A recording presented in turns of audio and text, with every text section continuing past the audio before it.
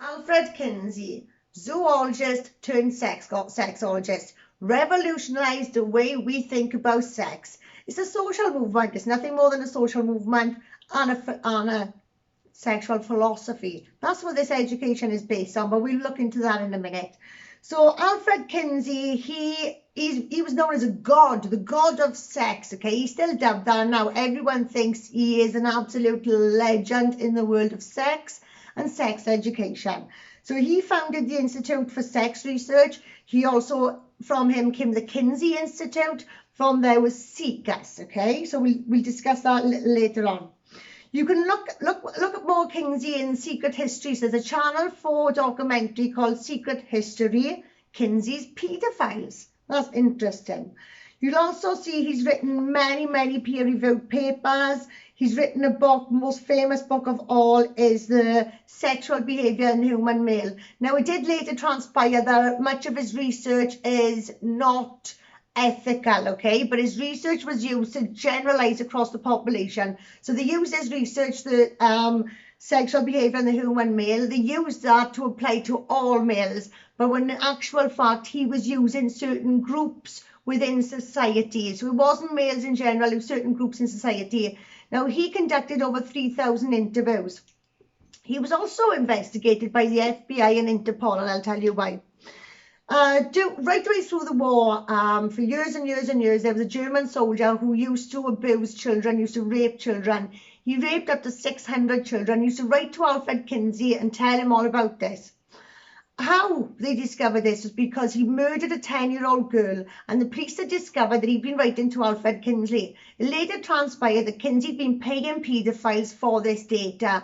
A lot of it came from fathers abusing their daughters, okay? So this is well documented in the book as well. You need to look at this book, Sexual Behaviour in the Human Male, but get a bucket because this stuff is real. It's well documented. It's academic research.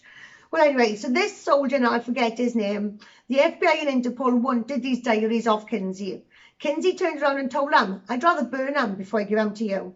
So this was a massive crime in Germany. It was all over the papers. He raped 600 kids. It was like crime of the century. There wasn't a single article in America. Well, anyway, because Kinsey wouldn't hand over the diaries, the result of that was he got off with the murder of that 10-year-old girl, and he was eventually done for the rape of 20 children, which is just a small proportion of the 600. So that's what we're kind of dealing with here with Alfred Kinsey. That's his research. Should we take a look at it? Let's take a look at this table. Green's notes on the time it had taken him to masturbate the children to multiple orgasms. The average interval between the first and second climaxes ranged from less than 10 seconds to 30 minutes or more. Even the youngest males, as young as 5 months in age, are capable of such repeated reactions.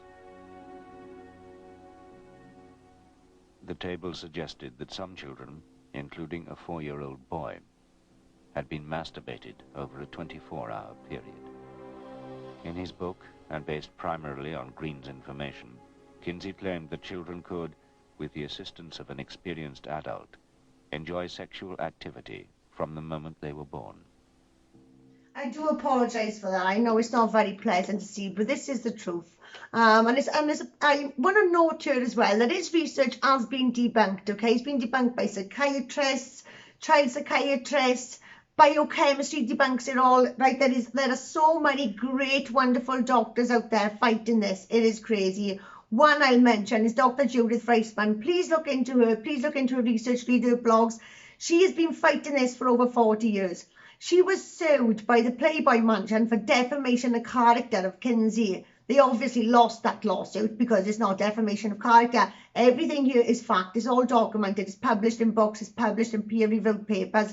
There's even stuff on the Kinsey Institute. We have a whole chapter here in which children have been tortured for this so-called scientific data. And this is the calculations of those abuse data into tables to promote this as scientific to the world. An assessment of these data suggests that at minimum 317, at maximum 1,200 and some boys were being sexually raped around the clock using stopwatches. I now want to draw your attention to a close associate of Kinsey. His name is Wardell Pomeroy. Now, Wardell, he published papers with Kinsey. So they did a lot of research together. He was supported a lot of incest. He was also he's also a former president of SIECUS. Now we'll discuss SIECUS in a minute. So that's very important. SIECUS is what essentially writes the sex education now. Okay. So just want to quote something from him. And this is from Dr. Miriam Grossman's book, and we'll speak about Dr. Miriam Grossman as well as another wonderful woman, child and adolescent psychiatrist. She's written over 200 peer-reviewed papers. Her books are incredible. The one I'm looking at now is called You're Teaching My Child What. Now, what she does is she provides, why she started her campaign was because the amount of children coming into her practice as a result of sex education and the dangers within it. So it's really important you look up Miriam Grossman, you read her books, because like she explains a lot about biochemistry, the psychiatry, attachment, and also how females develop differently to males, the dangers because they're periods, they're more prone to infections. There's a lot of stuff that you can learn a lot from Miriam. She travels all around the world. So what she'll do, she'll come to your country, she'll look at your curriculum, she'll pull it out and she'll do a presentation on it. And I sincerely hope that she doesn't have to do that for us, because I hope we manage to intercept this before we even go down that road.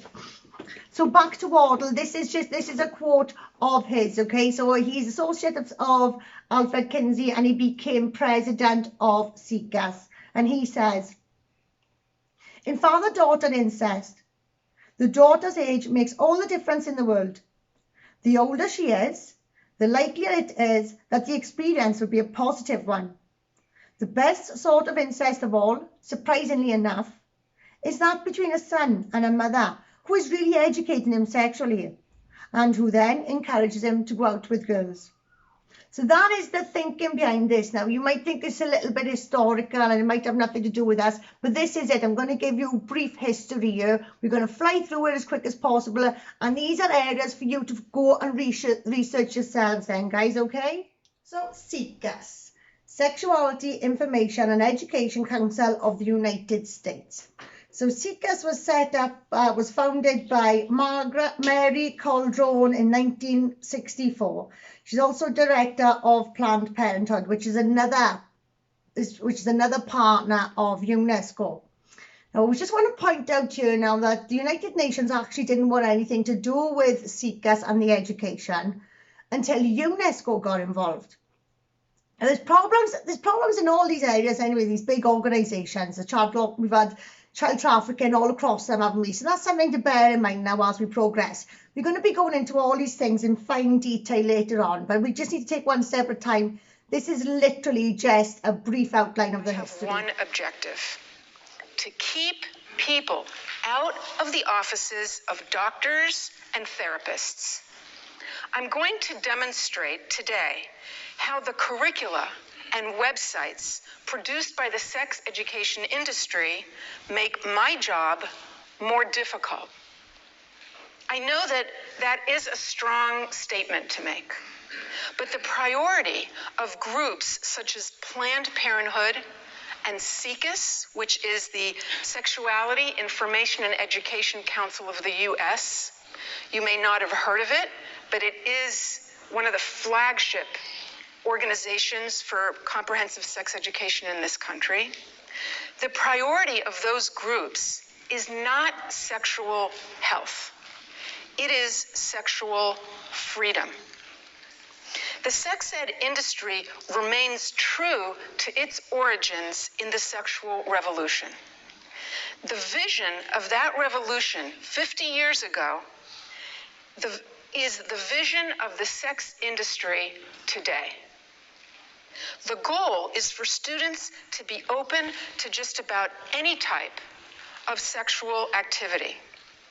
Children are told that sexuality extends from cradle to grave, and that from cradle to grave, sexual expression is a human right. A human right, students are told, that no one can infringe on. Not parents, teachers, doctors, or even the law. Early sexual activity with multiple partners is assumed. High-risk behaviors are normalized, and an attitude of openness and adventure is celebrated.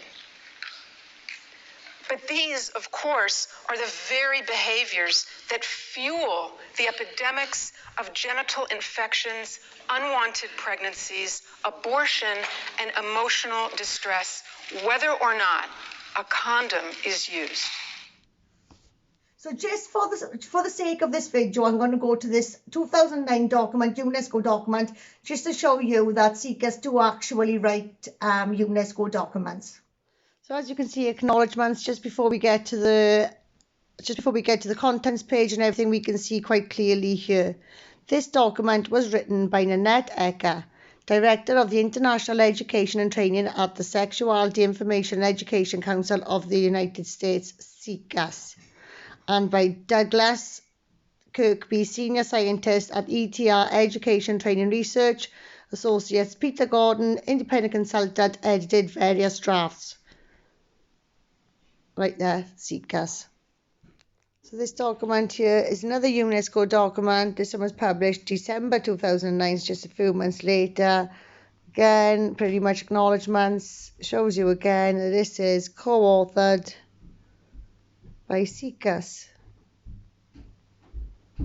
This is very important, guys, because we're told this is a Welsh education. These are global connections with a global history. Something that we really need to think about here now. Is this what we are about? Is this what we want in our curriculum? Whether it's co-constructed, part constructed, 10th constructed, these ideologies are filtering through. I don't think this is what the Welsh people are about. In actual fact, I don't think this is what anybody in the United Kingdom is really about. As you know, our government have accepted this education into our country. People can say, oh, this is historical, this has nothing to do with us now, but these ideologies have filtered through. A lot of people are looking into this forwards and thinks, oh, this looks really good, this looks really good. But we are coming in from behind and we are seeing what's been fed into the system and what's filtered through. So we've also heard a lot about sex panels sitting and things like that. And obviously policymakers and educators, they won't go for this kind of thing. So I just want to draw your attention to this wannabe political party from the 80s, the Pedophile Information Exchange. This is PI in action. Yes, a child is able to recognise a pleasurable experience. He is able to recognise a pleasing emotional experience. He is able to express consent and to recognise that this is something he wishes to continue. And a responsible, caring paedophile it always refers to the wishes of the child. Also from those documents, we see that the children's commissioners and things like that were all for this education. Well, I just want to point out that a member of PI later became a children's minister. That person almost also became the Speaker of the House of Commons. So I just want to show you that this thing is very much still active today. These worries and concerns are real. We also have a children's commissioner in Ireland who is very close friends with Peter Tatchell. Peter Tatchell celebrates the education in Ireland. He champions for it. It's called Educate and Celebrate. This is what Peter Tatchell has to say. Famous filmmaker Derek Jarman, who sadly has died, he told me when he was about 50 that he had had sex with a young man when he was 9 years old. He said it was his choice. He said he wasn't pressured or manipulated. He said he had no regrets about that sexual experience. So my view is, that's what he's saying. It's his personal view as an adult, mature man looking back on his childhood. If he says that, who am I or you to dispute it? Now, I accept that most sex involving young people is abusive and wrong. His view is perhaps exceptional, but it's not a view that should be dismissed and denied. If an adult person looks back on an early sexual experience and says they consented to it, they were not pressured, they were not harmed, they have no regrets or complaint, I think we should do the honest thing and accept their viewpoint. That's rather concerning, especially when you consider that he is one of the main voices to lose the parental opt-out. He's vocal about this. If this is in mainstream media, this is something that he's not shy to admit. So this is something we all need to bear in mind. As for England, we have the diversity role models. Well, you need to look into these situations, you need to look into absolutely everything and the people behind it. And what we found with diversity role models, they were responsible for writing the ASDA Home Education Pack, a sex education pack. So from this, we find as well that the Safe Schools Alliance UK picked up on this. And again, like us, they noticed some similarities between PI policies and this education. So there was a letter from the Safe Schools Alliance UK. Throughout this video, I've tried to demonstrate history and bring it into the current times. And going back to the first video you've seen of PI, you would have noticed there was two men in that video. The man in the corner, his name is Tom O'Carroll. That was him when he was young. Would you like to see what he's got to say for himself now? Tom O'Carroll argues he and other pedophiles should be allowed to have sex with children. You keep saying, by the way, sex with children. It's not sex with children. It's sex, most people think, is sexual intercourse, penis in vagina, and a guy banging away until he gets orgasm. That's not what I mean by sex with children. What are you talking about? I don't think we should talk in this sort of emotive fashion about sex with children. What is a less emotive term? Erotic contact with children. And what would that involve? Well, it might involve touching or masturbation. In the warped view of the pedophile information exchange, the only harm caused by an adult having sex with a child occurs later, when the child is supposedly made to feel guilty about it. If they were traumatised, they wouldn't have gone along. You see, that's another lie that pedophiles spin. They say that the kids aren't traumatised.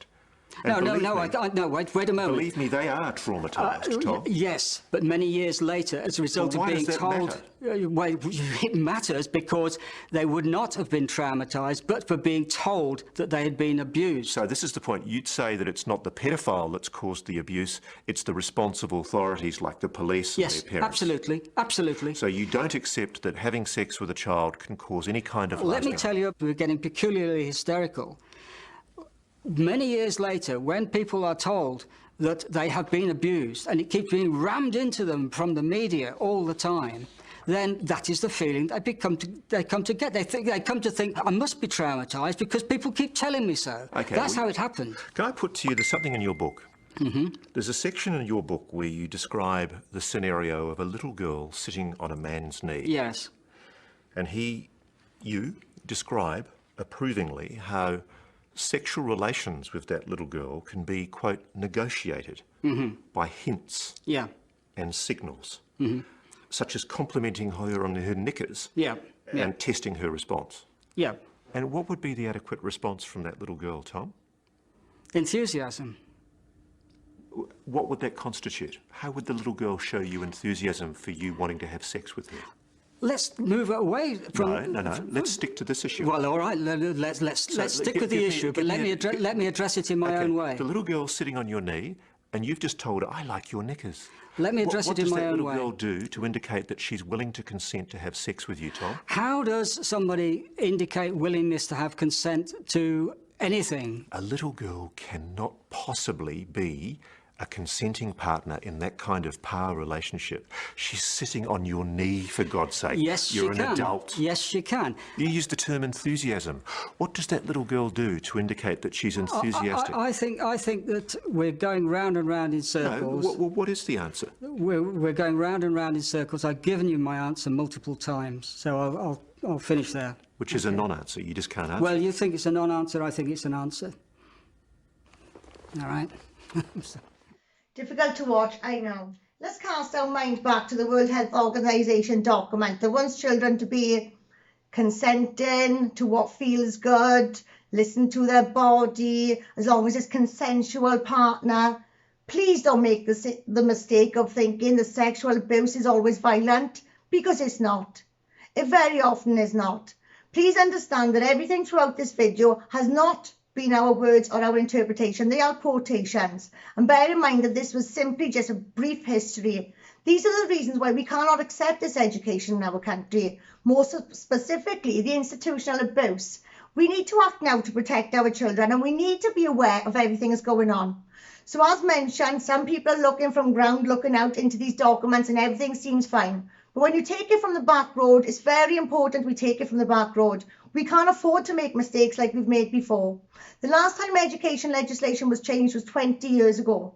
Just 2 years ago, we were still operating under the World Health Organization 2010. This education is supposed to safeguard children. That means safeguarding from families and the institution. Now, where there's children, there are paedophiles, and we never discover this until many years later. We cannot afford to keep making these mistakes. We cannot allow it. This is why we need to get rid of that legislation. We do not close avenues on these kids. When doors are closed, that's when things happen. Things only exist behind closed doors. And this is why it's important we are listened to. Our skills, our experience, and our knowledge is brought to the forefront. We need a wholesome approach here, and we do not do that by closing doors on these children. We carry with us, we like to give a balanced view on everything. And we carry with us a 29-page document of convictions. These convictions are policymakers, lawmakers, they're in our council, they're in our school governors, they're teachers, they're members of the mayors, they are also members of charity. We cannot afford to keep making these mistakes. Not now, not ever. Things have to change with us. We're all surrounded by perpetrators of abuse. Every single one of us knows an abuser. We just don't know we know it. We cannot take this risk, especially when we know what ideologies have gone in it. This research is unethical.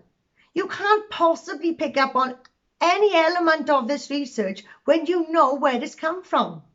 So I'd like to bring your attention to the Coca-Cola scientists and the tobacco lobbyist groups. These lobbyist groups do not know what's right for us. These lobbyist groups are not there to do what's in our best interest. They're there to do what interests them. We need to come together now, and I hope you'll stay tuned for our next video where we're going to fetch in the UNESCO and WHO documents. We're going to join them all together from start to finish. This cannot go ahead. We all need to come together. We need to lead by example in Wales. We can take a far better approach than this, far better. There are gaps in this education. There are gaps in our provision. There are dangers there already. We need to come together. We need to address them all together.